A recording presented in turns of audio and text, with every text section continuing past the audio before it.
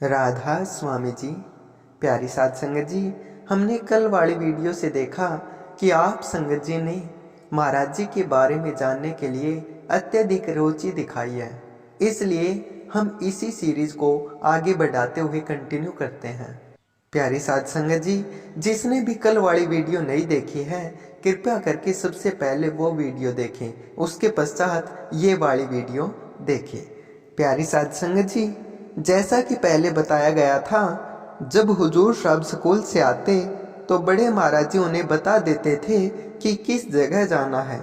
हुजूर साहब चाय पीकर तुरंत गाड़ी पर कपड़ा मारकर उसे तैयार करते और बड़े महाराज जी को गाड़ी में बैठाकर अपनी दैनिक सेवा के तीसरे पड़ाव की शुरुआत करते थे। हुजूर साहब जब बाहरी सत्संग यात्राओं पर जाते थे तो वे बड़े महाराज जी के मात्र सारथी नहीं होते थे, बल्कि उनके अभिन्न अंग की तरह उनके सत्संग कार्यक्रमों में उनके व्यक्तिगत सेवक, सहयोगी या परिचारक के रूप में अत्यंत महत्वपूर्ण और निष्ठावान भूमिका निभाते थे। हुजूर साहब उनके साथ हमेशा खड़े रहकर प्रबंधकीय जिम्मेदारियां संभालते थे। सत्संग स्थल पर पहुंचकर हुजूर साहब संगत को बड़े महाराज जी के दर्शन करवाते, धन सेवा एकत्रित कर उसका प्रबंधन करते।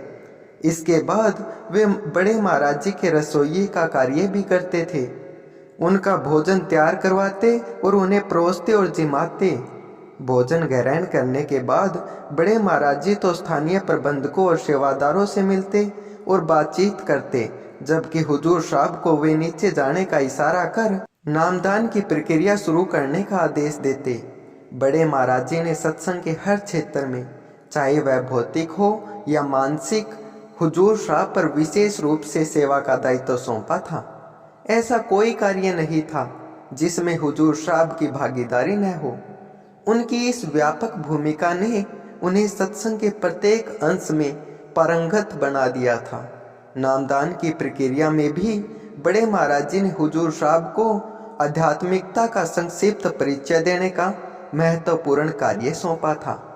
नामदान से पहले हुजूर साहब नामदान के लिए उपस्थित साधकों को आध्यात्मिक मार्ग, इसके महत्व, अनुसरण किए जाने वाले नियमों और ध्यान विधि की विस्तृत जानकारी देते थे। उनके इस समग्र मार्गदर्शन के पश्चात ही बड़े महाराज जी दीक्षा प्रक्रिया आरंभ करते थे। इस प्रकार हुजूर साहब सत्संग के इस अत्यंत पवित्र और शुभ अंग में बड़े महाराज जी के सहयोगी बने। नामदान के पश्चात बड़े महाराज जी अक्सर अपने कक्ष में चले जाते थे, जहां वे कुछ समय के लिए ध्यान में लीन हो जाते थे। इस दौरान वे हुजूर साहब को आदेश देते थे कि वे सत्संग पंडाल में वापस जाकर शब्दवाणी को पुनः आरंभ करें। पूरी संगत को पता होता था कि बड़े महाराज जी सत्संग केवल हुजूर साहब द्वारा गाए गए शब्द पर ही करते हैं। इसलिए हुजूर साहब को हर बार नए नए शब्द याद करने की एक तीव्र लगन रहती थी। वे हर बार संगत के समक्ष नए और महान संतों की वाणी गाकर सुनाते। इससे बड़े महाराज जी के सत्संग प्रवचन के लिए एक प्रेरणादायक और अग्रणी भूमिका की रचना की जाती थी। बड़े महाराज जी भी अपने गुरुमुख द्वारा गाई गई वाणी को अपने सत्संग का मुख्य आधार बनाकर संगत को रूहानी उपदेशों से आशीर्वादित करते थे। जैसे ही हुजूर साहब सत्संग गाकर समाप्त करते, बड़े महाराज जी अपने सत्संग प्रवचन की शुरुआत कर देते थे। बड़े महाराज जी अक्सर रात 9 से 9:30 बजे तक जीवों को सत उपदेश देना शुरू कर देते और अक्सर 1.5 से 2 घंटे तक निरंतर सत्संग फरमाते थे। जब बड़े महाराज जी सत्संग फरमाते तो हुजूर साहब सबसे आगे बैठकर बड़े महाराज जी के मुख पर अपनी दृष्टि जमाई उनके मुख से निकले प्रत्येक वचन को एकाग्रता से सुनते। रात के 11 बजे तक भी हुजूर साहब के चेहरे पर सत्संग सुनने की उत्सुकता उसी प्रकार झलकती थी जैसे किसी जोहरी के सामने सोने की अशर्फियां बिखेर दी गई हो। जब आप बड़े महाराज जी के पुराने सत्संगों की रिकॉर्डिंग देखेंगे तो आपकी नज़र स्वाभाविक रूप से एक युवा हुजूर साहब की ओर खींच जाएगी, जो संगत के समक्ष सबसे आगे बैठे अन्य सभी से स्पष्ट रूप से विशिष्ट प्रतीत होते थे। जो बात सबसे पहले आकर्षित करती है वो है हुजूर साहिब का तन्मय ध्यान, जो पीछे बैठे लोगों के आचरण से कहीं अधिक उल्लेखनीय है। उनका चेहरा ऊर्जा से भरपूर होता था, मानो उन्होंने अपने दिन की शुरुआत अभी अभी की हो।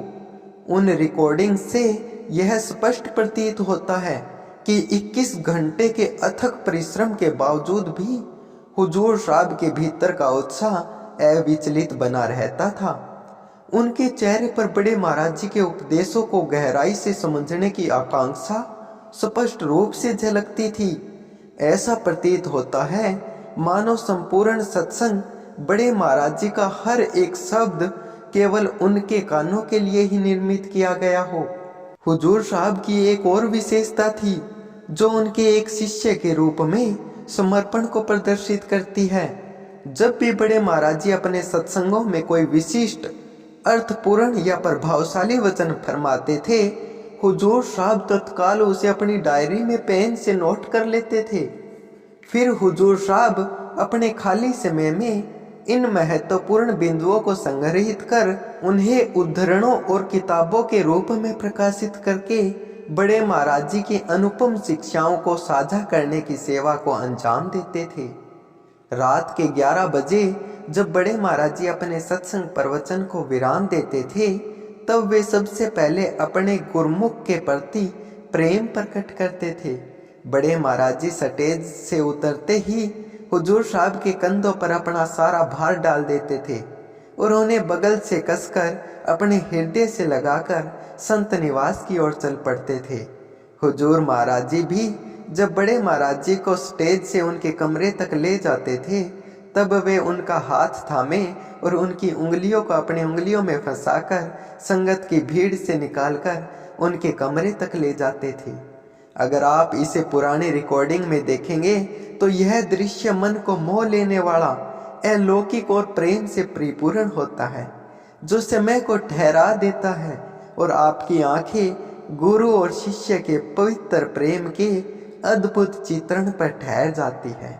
यह दृश्य अनुराग का उत्कृष्ट उत्सव है, प्रेम का वो संगीत है जो स्वर्गीय रंगों से चित्रित होता है। मेरा दृढ़ विश्वास है कि जिस किसी ने भी इस अमर क्षण का दर्शन किया है, वे सचमुच धन्य हो गए हैं, क्योंकि उस पल में दो महान संतों के बीच की अकथनीय प्रेम रंगीनी संजोई गई है, जो साक्षात परमात्मा के अवतार है।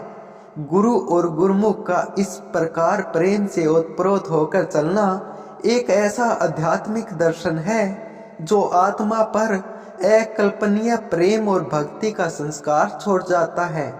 बड़े महाराज जी को सकुशल उनके कक्ष तक पहुंचाने के पश्चात वह उनकी निद्रा हेतु आरामदायक शयन कक्ष की व्यवस्था करते थे। इससे पहले कि बड़े महाराज जी रात्रि के विश्राम के लिए प्रस्थान करते थे, हुजूर साहब जी उनके चरणों को आधे घंटे तक दबाने की सेवा करते थे। बड़े महाराज जी फिर हुजूर साहब को हुक्म देते थे कि वे जाकर रात भर चलने वाली शब्दवाणी में बैठ जाए और कुछ शब्द गाए। इसके बाद बड़े महाराज जी अपना कमरा बंद कर लिया करते थे और हुजूर साहब तकरीबन 11:30 बजे तक शब्दवाणी में शामिल हो जाते थे। फिर हुजूर साहब जी 1.5 से 2 घंटे तक एक तारा पर मन को परमात्मा और गुरु प्रेम से रंगने वाली बानियां और शब्द गाकर पूरी संगत और सेवादारों को एक नई ऊर्जा प्रदान करते थे। हुजूर साहब रात के 1 बजे तक शब्द गाते थे, जिसके पश्चात वे भी 23 घंटे के अपने लंबे दिनचर्या को आराम देते थे, क्योंकि हुजूर साहब को प्रत्येक सुबह 2:30 बजे बड़े महाराज जी के स्नानार्थ गर्म पानी तैयार करना आवश्यक होता था। इसलिए वे रात्रि में आयोजित होने वाले सत्संग के अवसरों पर आमतौर पर नहीं सोते थे। वे फिर रात को 1 बजे किसी कमरे में जाकर 1-1.5 घंटे के लिए ध्यान समाधि में बैठ जाते थे। ध्यान से उठने के बाद हर रोज की तरह हुजूर साहब फिर एक बार सुबह 2:30 बजे से अपनी दैनिक सेवा में जुट जाते थे, जिसमें वे बड़े महाराज जी को स्नान करवाते, चाय पिलाते और खुद स्नान करते। इसके पश्चात प्रातः 4 बजे हुजूर साहब बड़े महाराज जी को अमृत वेला के दौरान एक छोटे सत्संग के लिए पुनः पवित्र मंच पर आसीन करवाते थे। सुबह के इस सत्संग के समापन के बाद हुजूर साहब उन्हें सत्संग स्थल से वापस दिनोद आश्रम गाड़ी चलाकर ले जाते थे। जब तक वे आश्रम में प्रवेश करते तो अक्सर सुबह के 7 बज चुके होते थे। आश्रम पहुंचकर बड़े महाराज जी अपने कक्ष में विश्राम के लिए चले जाते थे, जबकि हुजूर साहिब असाधारण समर्पण के साथ अपने वस्त्र बदलते और अपने स्कूल जाने के लिए तैयार होते। हुजूर साहिब विशेष रूप से रात्रि सत्संग के बाद वे अपने व्यावसायिक कर्तव्यों से कभी भी अवकाश नहीं लेते थे। भले ही लगातार 2 दिनों से जागते हुए और निरंतर सेवा में लीन रहे हों। जब भी बड़े महाराज जी दूरवर्ती गांवों में रात्रिकालीन सत्संग का आयोजन करते थे या जब दिनोद और भिवानी में सत्संग संपन्न होते थे, तब हुजूर साहब की यही विशेष दिनचर्या रहती थी। वे लगातार 2 दिनों तक बिना किसी विश्राम के अथक सेवा से स्कूल और स्कूल से पुनः सेवा के कार्य में निरंतर लगे रहते थे। उनका यह नियमित कर्म उनके अदम्य साहस और आत्म त्याग का एक स्पष्ट प्रमाण था।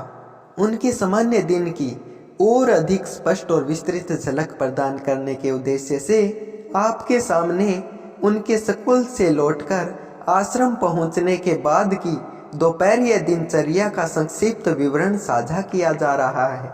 जैसा कि पहले उल्लेखित किया गया था, हुजूर साहब अक्सर दोपहर के 3 बजे तक अपने स्कूल से आश्रम लौट आया करते थे।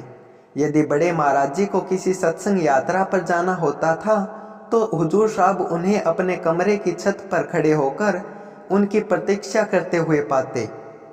यदि बड़े महाराज जी वहां नहीं मिलते तो हुजूर साहब समझ जाते कि आज बड़े महाराज जी बाहर नहीं बल्कि आश्रम में ही अपना पूरा दिन व्यतीत करेंगे।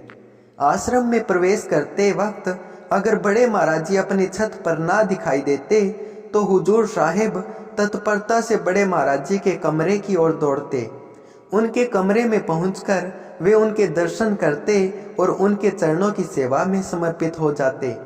हुजूर साहिब आराम से उनके चारपाई के किनारे बैठकर उनके पैर दबाते और बड़े महाराज जी उनकी अनुपस्थिति में बीती दिन की घटनाओं, सत्संग और आश्रम से जुड़ी महत्वपूर्ण बातों की जानकारी साझा करते थे।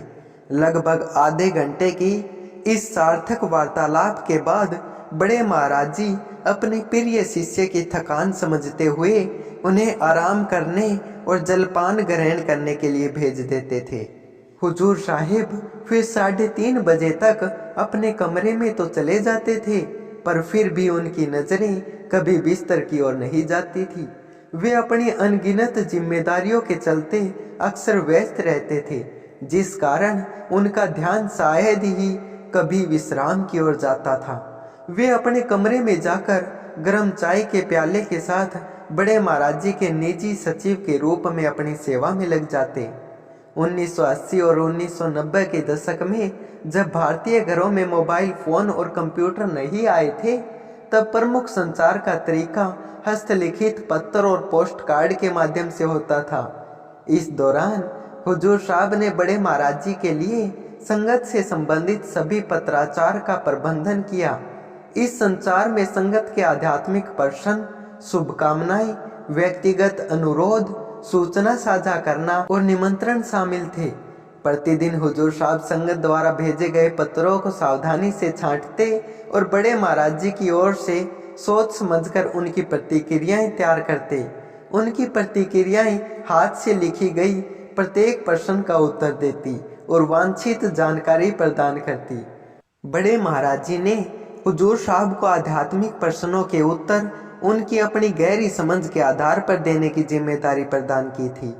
हुजूर साहिब अपनी प्रखर अंतर्दृष्टि का प्रयोग करते हुए इन आध्यात्मिक और सांसारिक प्रश्नों का हल निकालते, श्रद्धालुओं के संशय को दूर करते और उन पत्रों पर बड़े महाराज जी के नाम से हस्ताक्षर करते थे। अपनी इस सेवा से लगभग 1 घंटे का समय समर्पित करने के पश्चात हुजूर साहब आमतौर पर शाम 4:30 बजे के आसपास बड़े महाराज जी के कक्ष के बाहर वाले बरामदे की ओर चले जाते थे। फिर वे इस जगह को बड़े महाराज जी द्वारा आयोजित शाम की बैठकों के लिए तैयार करने की सेवा में जुट जाते थे। प्यारी साध संगत जी, वीडियो बहुत अधिक लंबी हो गई है, तो कल हम यहीं से फिर कंटिन्यू करेंगे। तब तक आप सभी को प्यार भरी राधा स्वामी जी।